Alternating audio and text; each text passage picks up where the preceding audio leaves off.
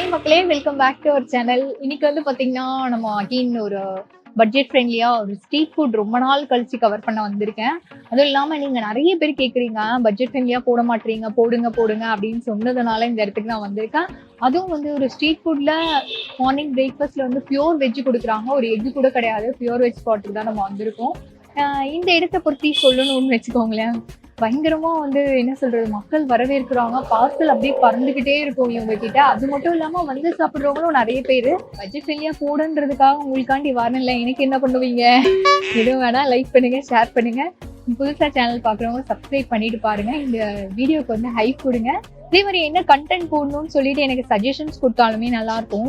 ஏன்னா விதவிதமா போடணும், பட் வந்து உங்களுக்கு வந்து எது பிடிக்கும்ன்றது எனக்கு தெரியாது இல்லையா? ஸோ வந்து நீங்கள் சொன்னீங்கன்னா வந்து எனக்கு ரொம்ப உதவியாக இருக்கும். உங்களுக்கு பிடிச்ச மாதிரி போடணும் அப்படின்றது தான் என்னோட அபிப்பிராயம். அதனால தான் கேட்குறேன். ஸோ வந்து சரி வளரலன்னு பேசாமல் நான் இங்கே வந்திருக்கேன் அப்படின்றத சொல்லிடுறேன். ஏஆர்எஸ் டிஃபன் சென்டருக்கு வந்திருக்கோம். இது எங்கே லொக்கேட் ஆயிருக்கு அப்படின்னு பார்த்தீங்கன்னா 9th அவென்யூ அசோக் நகரில் லொக்கேட் ஆயிருக்கு. Landmark simple. நீங்கள் 9th அவென்யூக்குள்ளே நுழையும் போதே போர்டு இருக்கும். அதுக்கு ஆப்போசிட்டில் ஃபஸ்ட்டு பில்டிங்கே வந்து இவங்களோட ஷாப் தான். இந்த இடத்துல என்னெல்லாம் இருக்குது, எவ்வளோ ப்ரைஸ்க்கு கொடுக்குறாங்க, டேஸ்ட்லாம் எப்படி இருக்குது அப்படின்னு சொல்லிட்டு நம்ம வீடியோக்குள்ளே போய் தெளிவாக பார்க்கலாம் வாங்க.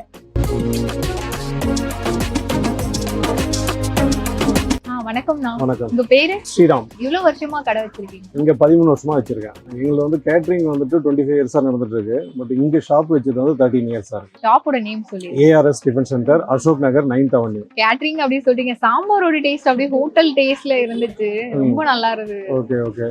இல்ல ஆக்சுவலா வந்து என்னன்னு கேட்டீங்கன்னா, இது வந்து வீட்டு ப்ரிப்பரேஷன் மாதிரி இருக்கு. எங்க ஹோட்டலுக்காக நாங்க செய்யறது கிடையாது.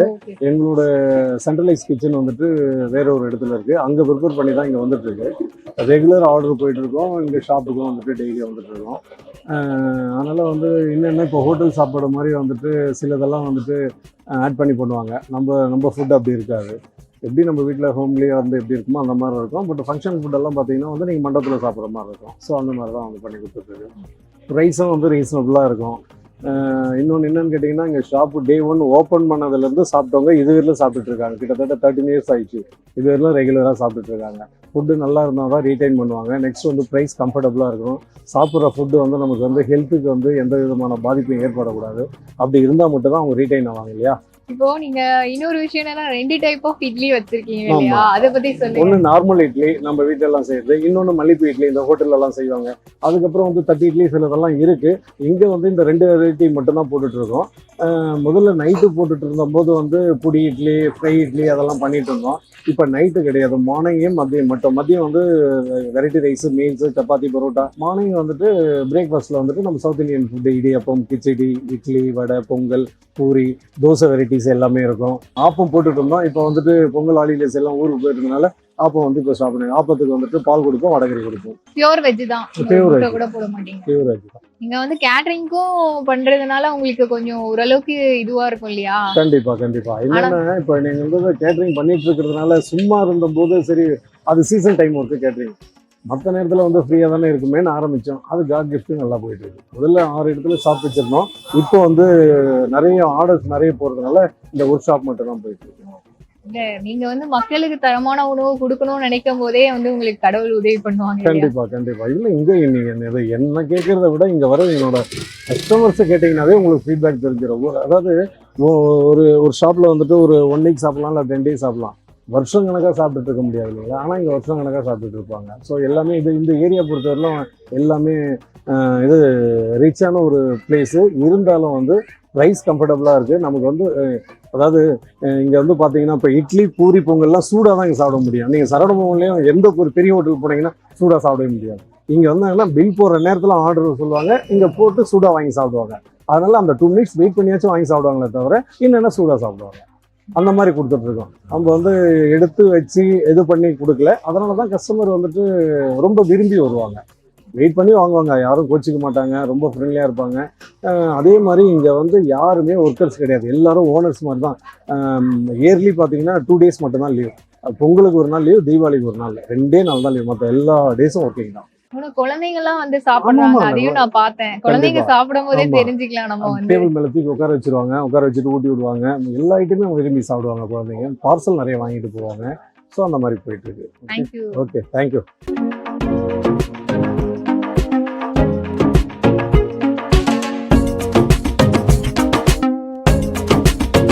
இல்ல நான் வாங்கிட்டு வந்துட்டேன். எல்லாத்துலயும் கொஞ்சம் கொஞ்சம் வாங்கிட்டு வந்திருக்கேன். கிச்சடி இருக்கு, ஃபர்ஸ்ட் கேசரி, அப்புறம் பூரி கிழங்கு, வடை வாங்கியிருக்கேன். மசால் தோசை கொடுத்துருக்காங்க, ஒரு இட்லி, இங்கே வந்து பொங்கல் இருக்கு. சாம்பார் கொடுத்துருக்காங்க, கார சட்னி, அப்புறமா தேங்காய் சட்னி ஊற்றிருக்கேன். ஏன் வந்து இதை சாப்பிடணும்னு நான் ரொம்ப ஆர்வமா இருக்கேன். நான் அப்படியே சட்னி சாம்பார்லாம் ஸ்வீட்ல மிக்ஸ் ஆயிடுச்சுன்னா நல்லா இருக்காதுல்ல. ஸ்வீட் அருமையா இருக்கு. நெய்யும் எண்ணெயும் வந்து அப்படியே ததும்ப கொடுத்துருக்காங்க. எனக்கு தெரிஞ்சு வந்து நல்ல ஸ்வீட்டுங்க. நானே வந்து டயட்ல இருக்குன்னு என்னையே ஏமாத்திட்டேன் போதும். இது வந்து மினி மசால் தோசைன்னு சொல்றாங்க. ஆனா நம்ம வீட்டுல சுடுற கல் தோசை மாதிரி நல்லா மெத்தா போட்டு ஓரளவுக்கு ரொம்ப மினியா இல்லாம ஓரளவுக்கு சைஸா தான் கொடுத்துருக்காங்க. எனக்கு அவங்க சாம்பார் ஊற்றும் போதே அப்படியே கொதிக்க ஊத்துனாங்களா, சூடு ஆடுறதுக்கு முன்னாடி இந்த சாம்பாரை டேஸ்ட் பண்ணிடணும். சாம்பார் என்ன நான் எதிர்பார்க்கலங்க இந்த டேஸ்ட. திருப்பருப்புலாம் அரைச்சுக்கிட்ட சாம்பார். ஐயோ, ஒரு பைக்லாம் பத்தாது, இவனை நிறைய சாப்பிடணும். உண்மையா இருக்கு சாம்பார். ஹை கிளாஸ் ஹோட்டல்லாம் சாப்பிட்டா எப்படி இருக்கும் சாம்பார், அந்த மாதிரி ஒரு டேஸ்ட் கொடுத்துருக்காங்க. சுட சுட ஊத்தும் போது ஃப்ளேவர். ஆனா நான் கொஞ்சம் தள்ளி இருந்தேன், எனக்கு அந்த ஸ்மெல் வரல. இருந்தா ஓரளவுக்கு ஜட்ஜ் பண்ணியிருக்காங்க. மசாலாவோட டேஸ்ட்டுமே நல்லா இருக்கு. கல்தோசை முத்தா போட்டிருக்காங்க பாத்தீங்களா, அதோட அந்த மசாலாவை எடுத்து அப்படியே டிப் பண்ணி சாம்பார்ல, இந்த மாதிரி சாம்பார்லாம் மிஸ்ஸே பண்ணக்கூடாது, சூப்பரா இருக்குங்க. ஏன்டா இந்த கடையில இவ்வளவு கூட்டம்னு சொல்லிட்டீங்கன்னா இந்த சாம்பாரோட டேஸ்ட்டுக்கு தான். நல்லா அந்த சாம்பார்ல திரட்டி வயிற்று சாப்பிட்டா அப்படி இருக்கும். தோசையுமே நல்லா இருக்கு. சாம்பாரை பத்தி ரொம்ப அருமை பெருமையா சொல்லிட்டேன். தோசையுமே கல் தோசை அப்படின்னாலே லைட்டா புளிக்கும்ல, அந்த மாதிரிலாம் இல்லாம ஃப்ரெஷ்ஷா இருக்கு மாவு. எனக்கு வந்து புளிச்சா அந்த டேஸ்ட் பிடிக்காது. இந்த தோசை வந்து அல்டிமேட். எனக்கு என்ன தெரியுமா ஒரு வருத்தம், பொங்கலை நிறைய வச்சுட்டாங்க, அதனால கிச்சடி கொஞ்சமா வைங்கன்னு சொன்னா அதுக்குன்னு எவ்வளவு கொஞ்சமா வச்சுட்டாங்க பாத்தீங்களா. கிச்சடி, தேங்காய் சட்னி, இப்படி ஒண்ணு சாப்பிட்டுட்டாங்களே. இதை வந்து கம்மியா வச்சு, பொங்கலை கம்மியா வச்சு கிச்சடியை நிறைய வச்சிருக்கலாம்.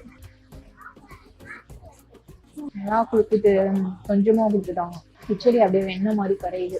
ஏன்னா வந்து எல்லா வெஜ்ஜஸும் போட்டிருக்காங்க. பச்சை மிளகாவோட ஃபிளேவர் வருது, காரம். இந்த சாம்பார் ஒரு ட்ரை பண்ணுறேன். இந்த சாம்பார் பார்த்தீங்கன்னா அது வந்து இதோட உருளைக்கிழங்கு, மசாலா உருளைக்கிழங்கு அப்படியே போயிருச்சு.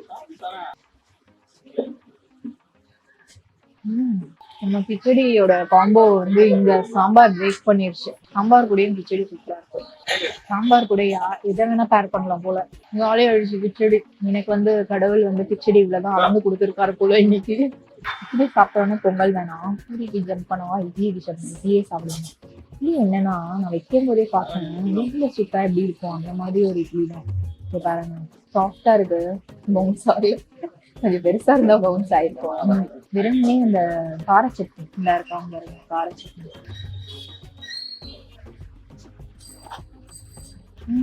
வந்து சாம்பார் மட்டும் ரொம்ப ஸ்பெஷலா இருக்கு. மற்றபடி சட்னி இதெல்லாம், கார சட்னி இதெல்லாம் வீட்டுல செய்யற மாதிரி ஹோம்மேட் அப்படியே கொடுத்துருக்காங்க. கார சட்னியில வந்து நிறைய வெங்காயம், இந்த பச்சையா அரைச்சி தாளிச்சு விடுவாங்கல்ல, அந்த சட்னி தான் நல்லா இருக்கும். பொங்கல் மேல சாம்பாரை விட்டுட்டு இந்த இது வந்து ரொம்ப ஊறிடுச்சு, நான் போட்டுட்டு வந்தேன்.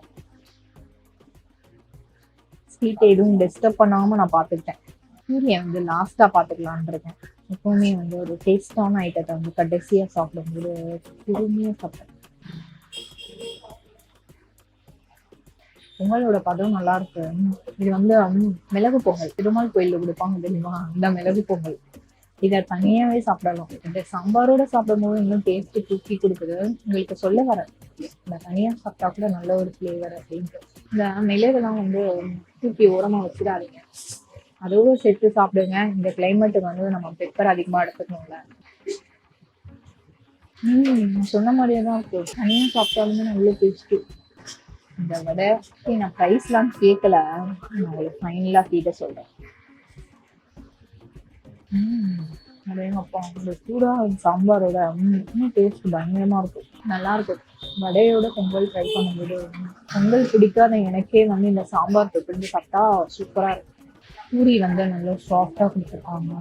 தொடும்போதே தெரியும். ஆல்ரெடி நம்ம கிழங்கு ட்ரை பண்ணிட்டோம், இருந்தாலும் பூரி கூட ட்ரை பண்ணோம். இந்த கிளைமேட்டுக்கு வந்து சூடாக பூரி சாப்பிட்டா செம்மையா போல.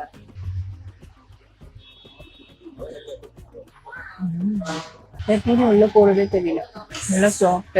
அதே மாதிரி கிழங்குமே நல்ல டேஸ்ட். நான் வந்து மசாலா தோசை சாப்பிடும்போதே சொல்லியிருக்கேன், லைட்டா மிளகாய் வந்து அங்கங்க போட்டிருக்காங்க, காரம் தெரியல, ஆனால் மிளகாய் ஃப்ளேவர் லைட்டா வருது இருக்கு, ஆனா இல்லை அந்த மாதிரி. ஸோ எனக்கு வயிறு ரொம்ப ஃபுல்லாக இருக்கு. இந்த பூரியோட முடிச்சிருந்தேன். இதை தவிர வந்து ஆப்பம் இருக்கு, இடியாப்பம் இருக்கு, வடக்கறி இருக்கு. ஆப்பம் தேங்காய் பாலும் கொடுக்குறாங்க, இடியாப்பத்துக்கும் தேங்காய் பால் கொடுக்குறாங்கன்னு நினைக்கிறேன். இந்த இடத்துல வந்து எனக்கு ரொம்ப பிடிச்சது வந்து சாம்பார் தாங்க.